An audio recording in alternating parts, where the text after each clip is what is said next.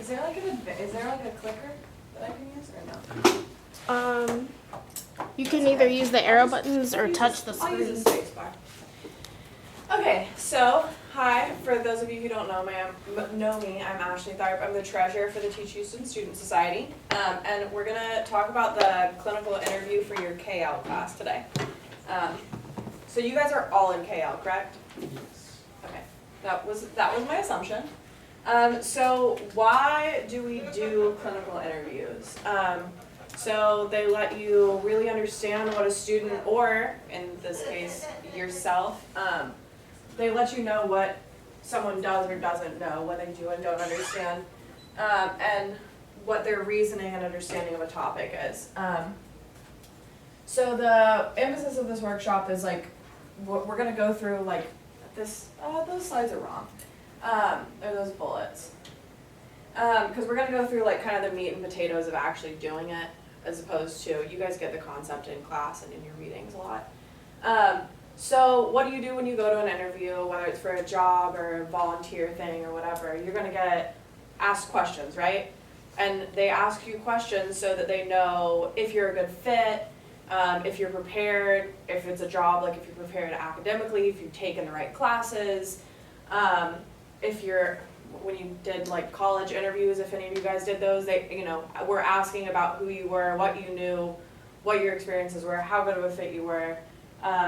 So all of that kind of idea is going to translate to a clinical interview.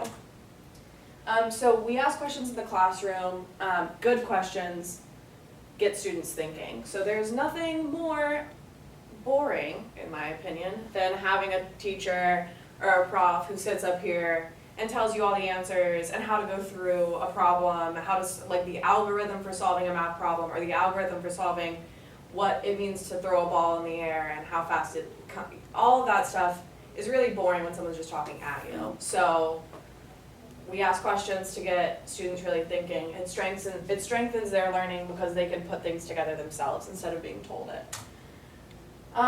So these are some reasons you ask students questions. Can I get you guys to like popcorn read? Can we start with you? Like, yeah, each bullet. Get learners thinking. Okay. Motivate learners. Assess and improve the lesson, teacher effectiveness. Okay. Foster rapport between teacher and students. Okay. Assess paradox knowledge. Okay, and then guiding learners having difficulties to get back on track and encouraging personal connections to the content. So we conduct a CI so that we can know what a student, or in this case yourself, what they know about the material. So there are kind of three components that you'll end up knowing about yourself and then about the person that you interview. What their strengths are, so what they are really firm on. And a lot of that for you and for probably the person you interview are probably going to be the mechanics of how to do it. Gaps are largely going to be conceptual and maybe the underlying concept behind what you're doing, why you do what you do. And then misconceptions to correct. This is where you understand, you think you get it and you don't. Where you have a really firm idea of what the concept is, but that idea is not based in the actual factual knowledge or the factual concept. So am I going to move on? Okay, so when a student gets a wrong answer in class, our tendency is to, as experts, as teachers, as educators, we really know. So it's easy for us to say, oh no, that's wrong, you probably did this, and I can tell you what you did wrong, and I can tell you the right version of what you said. We're quick to address misconceptions, and we want to help our students when they make mistakes, because we want our students to approach the expertise that we have. And if a student gives a right answer, then we think they must get it, but that's not always true. So we're tempted to move forward if you get the right answer.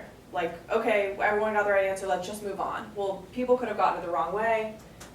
They have a lucky guess, they memorized content, they did a crazy thing to get the right answer, but they didn't approach it from logic, from the rules of whether it's math or science. So this is an example. So if you ask a student to reduce 16 over 64 and they get 1/4. We think they got it right because 16 over 64 is equal to 1/4. But if, those are slightly off, but if they thought that the 16 and the 64, you could eliminate the 6 out of each because there's a 6 and you can get rid of them because it's a fraction, and that's how they got 1/4, that would be wrong. And we wouldn't know that without seeing the work that they did and asking them questions about how they got there. And we wouldn't be able to fix that misconception so that down the line they would have a firm foundation. So the answer versus understanding. So whether the answer is correct or not, the only way to know if a student got it is to ask for an explanation of what their thought process was. So did they come to the right answer with the proper reasoning? And if they got the wrong answer, did it come through a mechanical error, through a small mistake, or did they really not get the concept? And they could have not gotten the concept at all, even if they gave you the right answer. So for the CI self, which is the first like big assignment in KL. So they're going to be conceptually based problems that are based in very basic concepts. Like the one that I did last semester when I was in KL was, let me see if I can write with this. So it was,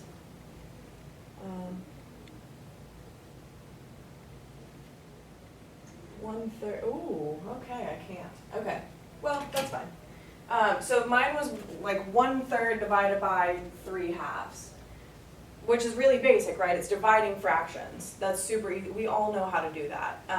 And most people who have gotten past, 5th or 6th grade know how to do that, or know how to get the right answer. But a lot of people don't know why or how they get the right answer. So the kinds of questions that you need to ask, and we're going to go over them, are thought-revealing questions, multiple representation questions, redirecting questions, and clarifying questions. And then the end goal is going to be to determine the strengths, gaps, and misconceptions in your knowledge, or when you do the CI for another person, their knowledge. Okay, so thought-revealing questions. Can I get you to read the first bullet point?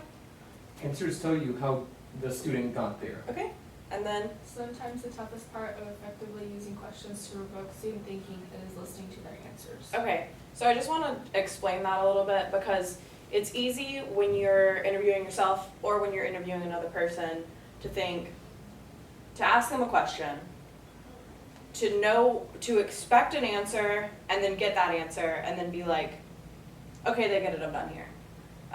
The point of the clinical interview is to really drill down and see how deep their knowledge is, if they can go super conceptual, if they only have the mechanics. So you've got to really give yourself time and put in the effort to come up with more, to drill down, to keep digging, whether it's a satisfying answer or not.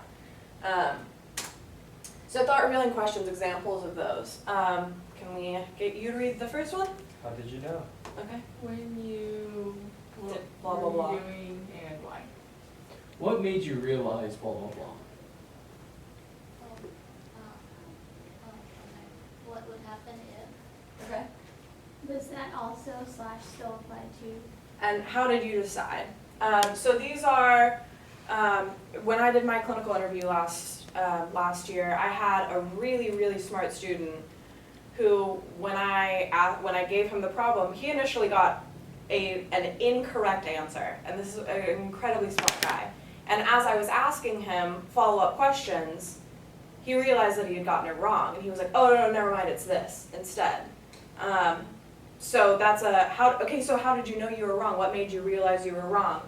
When you took these steps, why did you choose to take them in that order?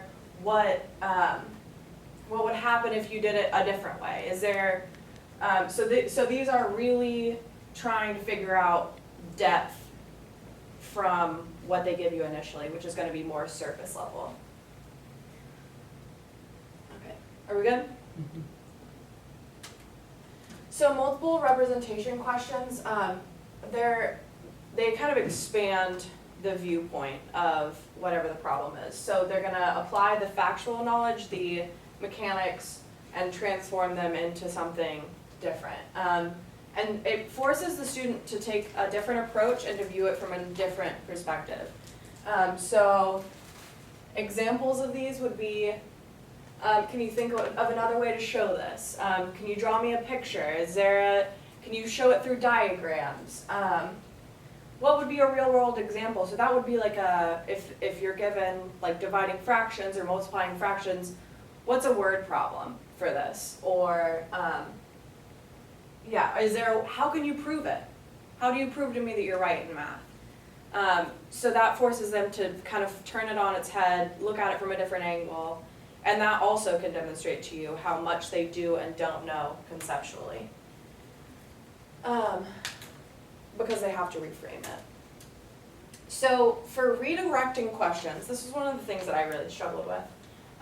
You should use them when you've found the end of the line and not earlier than that. So it's easy to say, well, you ask one thought-provoking question, they give you a satisfying answer, and you say, okay, so then look at it a different way. Or like, you use a redirecting question, but if you do it too early, you miss all the meat that came from what you started before.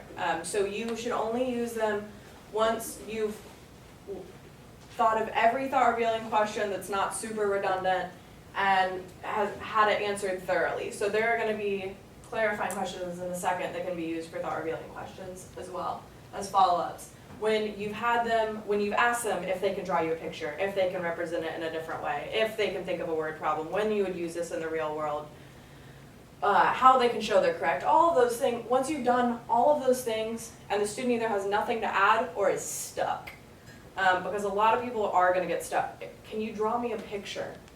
Is super hard because none of us have to do it. Can you, all of that stuff. So once you've hit the end of the road, once you've hit a dead end, that's when you use a redirecting question. So that's going to be something like, okay, so you looked at it this way. Can you do it some totally other way? Some way that doesn't involve inverting, some way that doesn't involve whatever it is. Is there like a totally different approach that you could take than the one that you did? If you consider a different case, does what you did still apply? Do the rules hold? So that kind of tells you if they understand more breadth on those concepts. So for like the dividing fractions, does what you do apply if you divide a fraction by a whole number by a fraction? And so then they have to explain yes, no, why, how they know that, and you get them going in a new direction. So clarifying questions can be yes or no questions, but they generally have a follow-up. So you use them when a student gives a vague answer or you want more from them. Even if the answer isn't vague, but you're trying to see if they can give you what you're looking for to show you what they do and don't know. So if they just work it out really quickly, if they do the dividing fractions really quickly and they just give you the answer, can you show me how you got there? Can you show me this? What steps did you take? Break it down for me. Let me see what you really did in between A and B. Does that also work for whatever? Or is there a way to do that with some other thing? So that would kind of be, that's not necessarily redirecting, but if they're explaining how you divide fractions from each other, one fraction divided by another, does that also work for whole numbers? And then they have to explain how division works or whatever it is. Why do or don't you have to do a thing? This is one that's going to be really interesting to see the answers for, so I highly recommend asking why you do or don't have to do something. Because a lot of people don't know why. I tried initially interviewing my mother, who is a petroleum engineer, has a bachelor's, she's a really smart lady, and she couldn't explain to me why when you divide a fraction by a mixed number, you have to change the mix. First of all, do you? And second of all, why? And she had no, because that's the way I was told, is the only answer she could give me. So that why do or why don't you tells you a lot. And then you can reword their answers as a question to get more clarity on stuff. And just to, get them to reiterate their point and solidify what they said originally. Because sometimes they'll give you like a wishy-washy answer that's not super clear, and you can say, okay, so you're saying that, and without leading them, just reword what they said so that they can clarify themselves. So do's and don'ts, do try different approaches, do give them and yourself time to think. So a really easy tendency is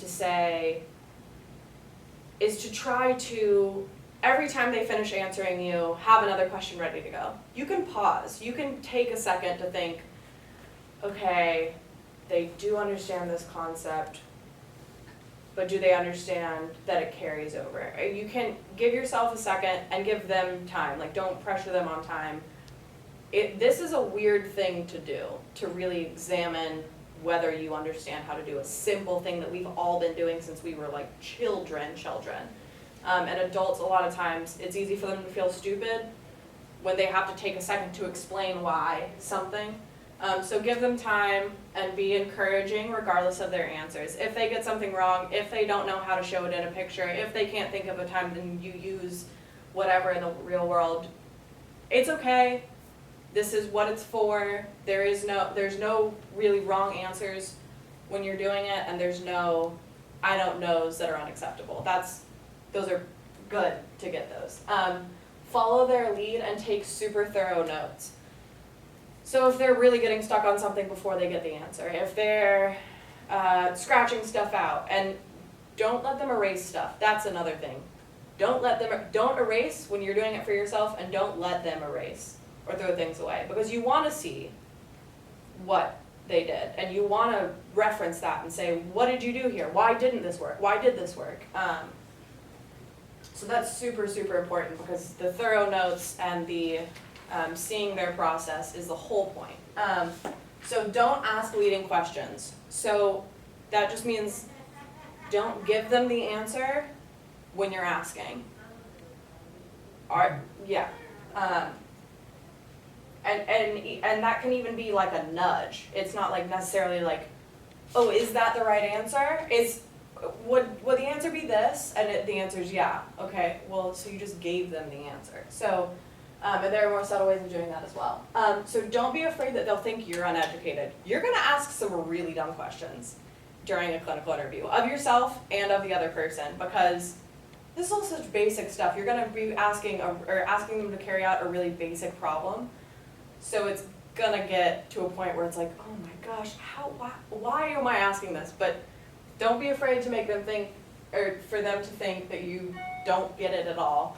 And super try not to make them feel stupid, because this is a really weird thing to have to do, to examine something under a microscope.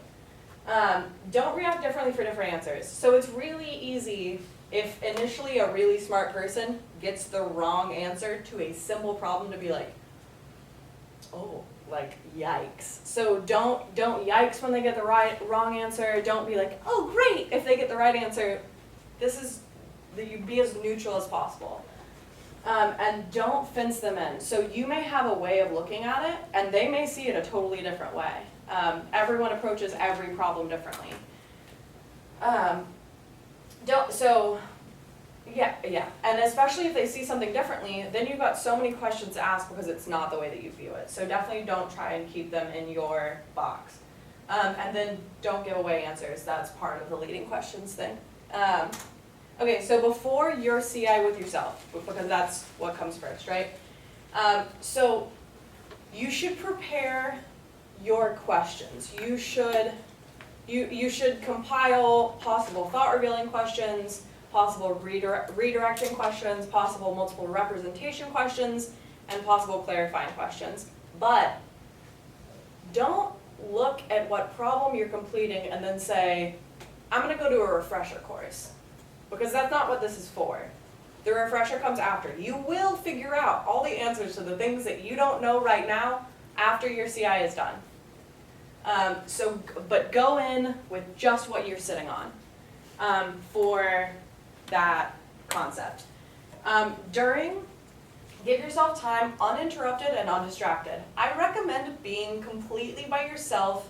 I would discourage listening to music while you're doing this because talking out loud is going to help. Because you're going to have to explain concepts you haven't had to think about since you were a little kid, if you ever thought about them at all. So you're going to look crazy, so I recommend being alone for that one. Ask yourself questions even if you don't know the answer. If you can't think of a way to show something in a picture, ask yourself, see that you don't know it, so you have it on paper so you can look and fill that gap. And get off your own back. There is going to be stuff you don't know how to do. And you're not going to realize it until you're asking yourself basic questions about a basic thing that you've been doing for years and years and years and years. So get off your own back, let yourself look stupid to yourself, let yourself look crazy talking to yourself alone in a room. And just let it happen, take as much time as you need, give yourself time to think on both ends of it, as the interviewer and as the person being interviewed. And then after your CA self, you're going to type up your transcript and scan in your figures. That's like just kind of housekeeping stuff because you're going to have to submit both of those things. And definitely when you're done, pick out which figures you want to be submitted, but make sure you keep them all of your work. And then identify underlying concepts and assess your depth of knowledge in terms of strengths, gaps, and misconceptions. And this is where you get to say, okay, I super know how to divide fractions from each other, by each other. But I can't think of a word problem. I don't know how to show it graphically. I don't know, or with a diagram. I don't know how to do whatever. And figure out if there are misconceptions that you have. If you think you have to do something but you don't, or if you think you don't have to do something but you do, or if you think it doesn't apply to another case when it really does. This is where you get to become an expert at the problem. So resources will be provided for whatever concepts each possible problem covers.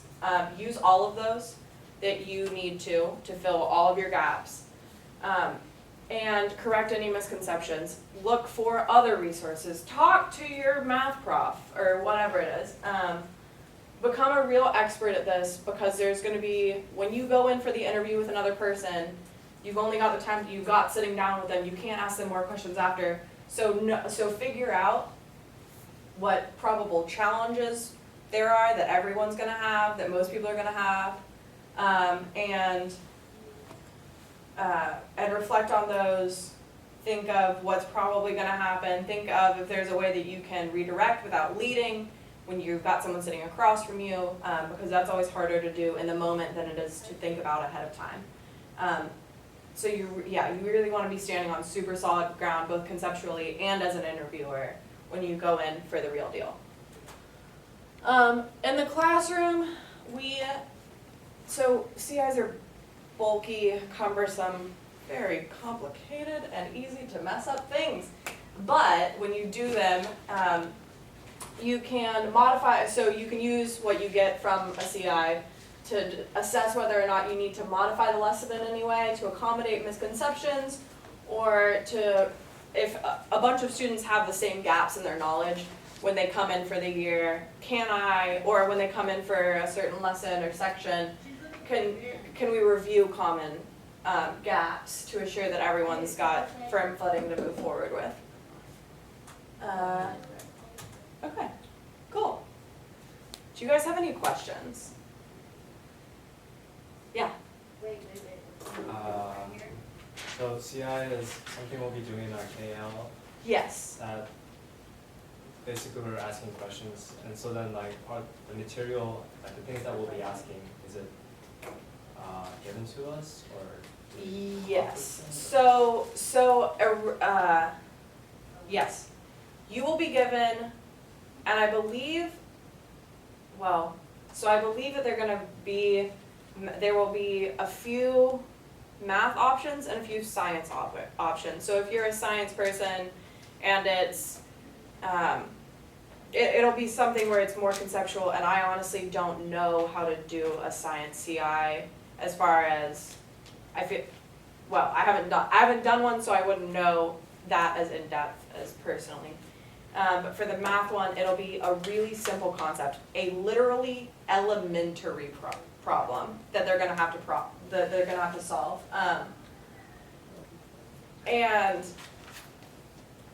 So you're gonna pick from like one of 3 or 4 of those for whichever your major is, whether it's science or math. And you can do the other one if you're a science major but you'd like to do the math problem and see where you're at on that. You can do that. And then for each of those possibilities, you'll have resources given for after your CI self to shore up your knowledge, so that you don't have to find out what concepts you're missing and stuff like that. Yeah.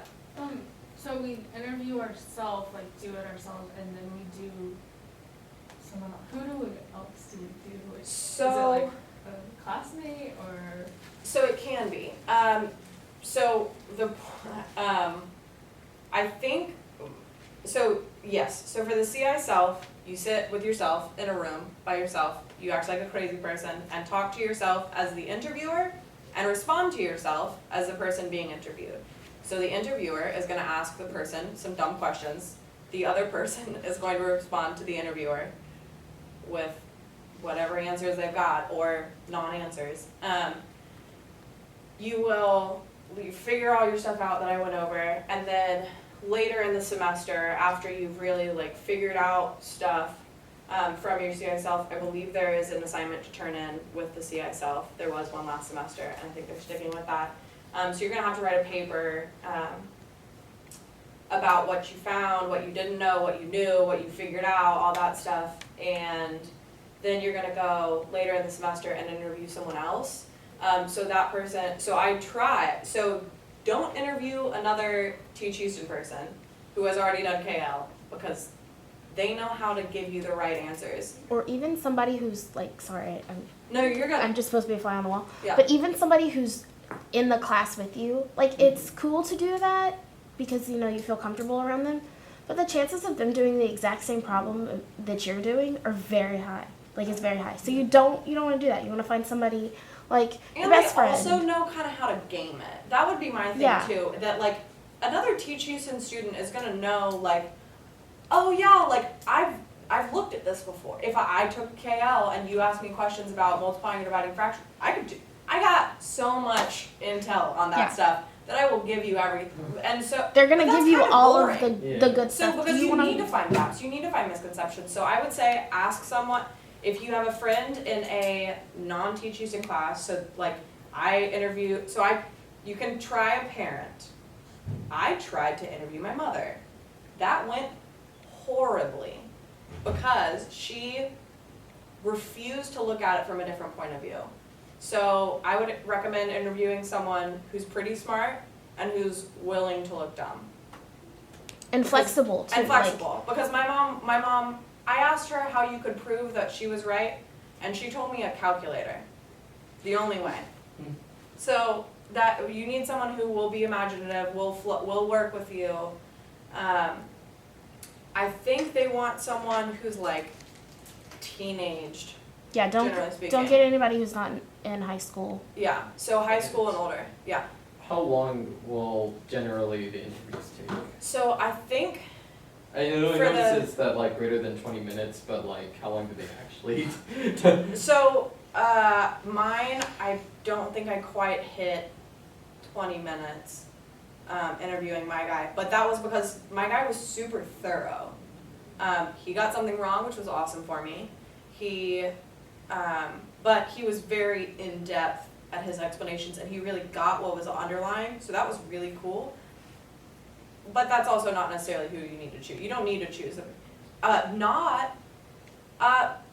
Math professors? No. Because those guys are experts. They should really know. And don't ask your master teachers either. Yeah. Mine took like an hour to do, and I could have gone further just because the person that I was with was number one, they thought I was stupid. So like when I was asking them all these questions, there was a little like bite back of, do you really not know how to do this kind of thing? And so like I had to pull the information out of them. If you're doing this in a classroom set, like this is kind of going beyond RPD. But if you're doing this in a classroom setting, it could take multiple times of sitting down with the student and saying, okay, well, let's talk about this today. And then you leave it like alone for a little while, and they come back, the next day with a new idea kind of thing. And I think that helps, and it might help with yourself a little bit, to look at something, try to do it, and when you get stuck, walk away from it for a little bit and say, like, I'm going to pause this interview and then come back to it. When you do it with the partner, you're not going to be But able not to to do it like that, though. Google. Right. Yeah, don't Just Google walk in that away. time. Walk away and like, especially I feel like because a lot of people, or at least I'm like this because I'm super type A. If I don't know something, I kind of beat myself up for it, and it's like, why can't like bad words come through my mind.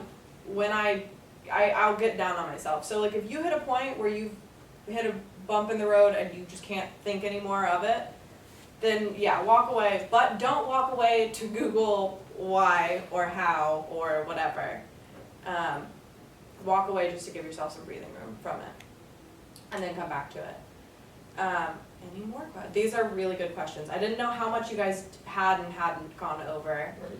the whole, like, any of it. So I was like, okay, I'm Yeah. assuming you guys We know what to were- do. I don't We really were know what it was. We were informed by Miss Lachelay to come to this because Oh. it had something to do Okay. with KL, Yeah. but nothing beyond Okay.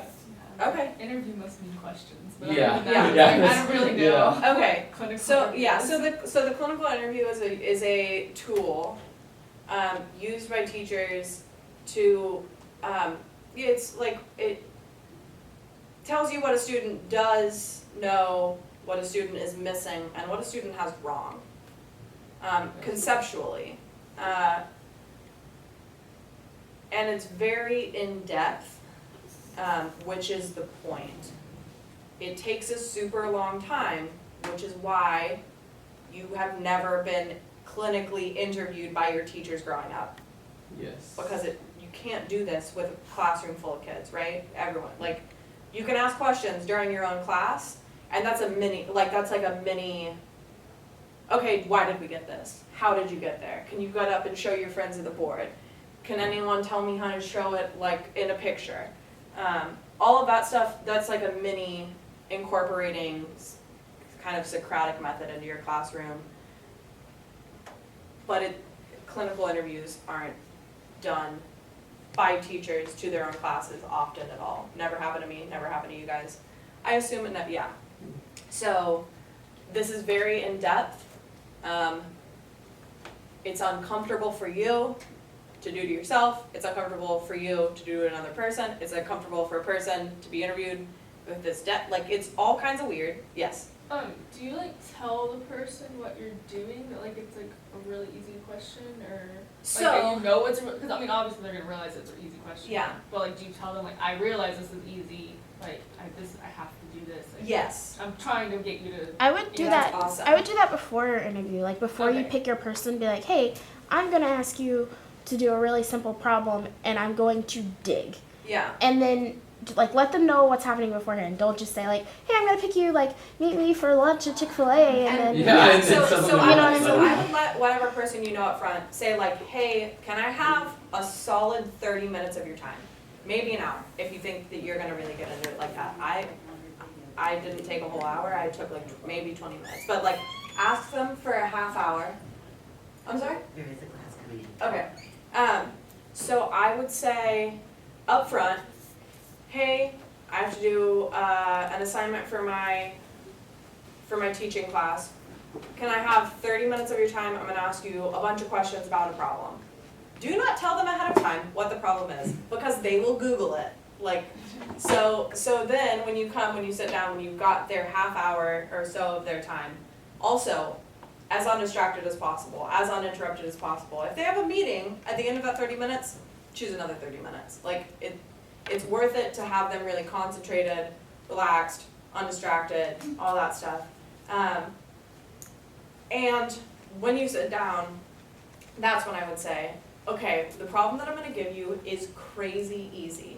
I know that, and you know that. I'm gonna ask you questions. I cannot give you the answer. I will not tell you while we're doing this what you got right and wrong, but if afterwards you really wanna know, because a lot of people are really gonna wanna know, like, what was it? Like, I can't think of a way to do a picture. How do you do it with fractions? And that's where you being an expert after you do your CI self will tell you that all that stuff for later. But I would say, I'm gonna ask you a bunch of questions. This is a really simple question.